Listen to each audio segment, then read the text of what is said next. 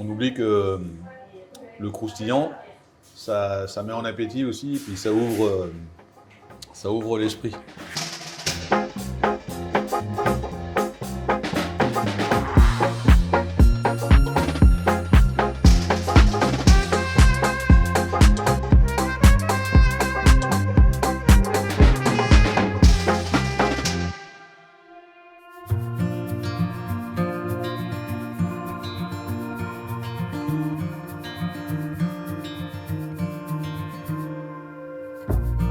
Bonjour Pierre, merci de nous accueillir. On est ravis d'être dans votre belle boutique.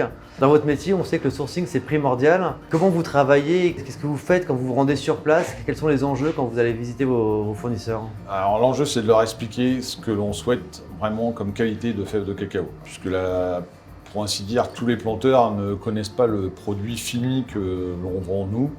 Et donc il faut leur expliquer qu'on veut une certaine fermentation, des fèves bien fermentées, des fèves bien séchées, une régularité dans leur production.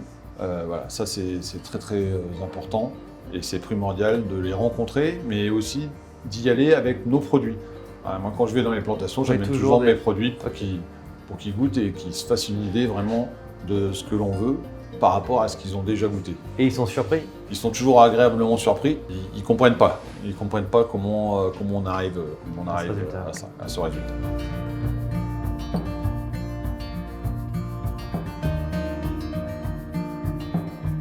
Alors Pierre, je vous ai amené une bouteille de blanc de noir signée Éric Rodez. Éric Rodez, c'est un vigneron passionnant qui a une vision engagée de la Champagne. Il est installé à Ambonnay.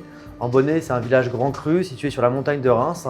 C'est un terroir qui est superbe et notamment où on trouve beaucoup de pinot noir parce que c'est un terroir qui leur convient parfaitement.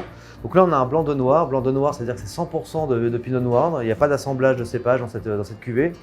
Et habituellement les blancs de noir c'est souvent des champagnes un peu riches, puissants, denses, parfois presque un peu lourds pour certains. Là Éric Rodez, il a voulu faire quelque chose d'un peu différent. Il a voulu avoir l'esprit champagne, la finesse, la délicatesse d'un champagne, tout en ayant quand même une certaine puissance aromatique.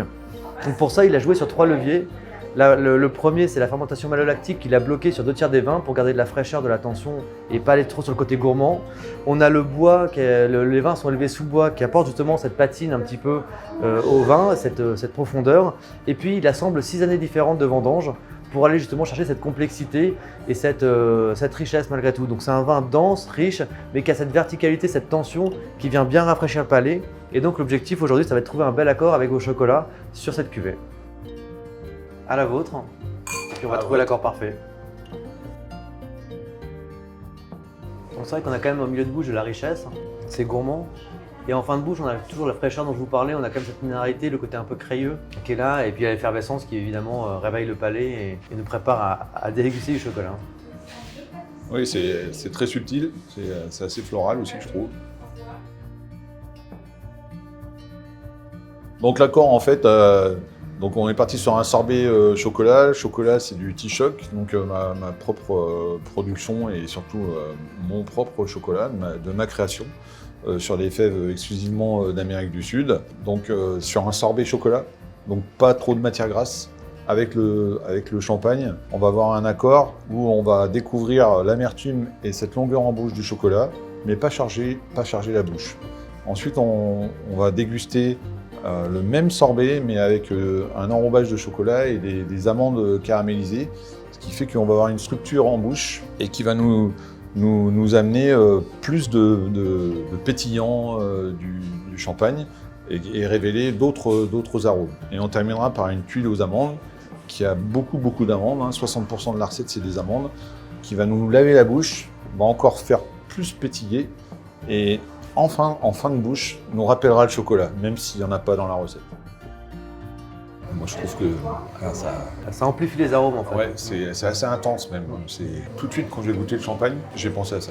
Ouais, puis il y a même une notion d'un peu de température, voilà, entre le champagne, le chocolat, ça vient se marier, ça vient se fondre sur le palais. Ça s'accompagne. Voilà, c'est la magie du chocolat et la magie des dégustations. Après, il y a plein d'autres associations. Mais là, je trouve que... On va trouver l'accord parfait. Je pense. On n'est pas loin. On n'est pas loin de la vérité. On n'est pas loin de la vérité, super. Bah, merci beaucoup de nous avoir accueillis et merci pour ce super accord. Merci à vous.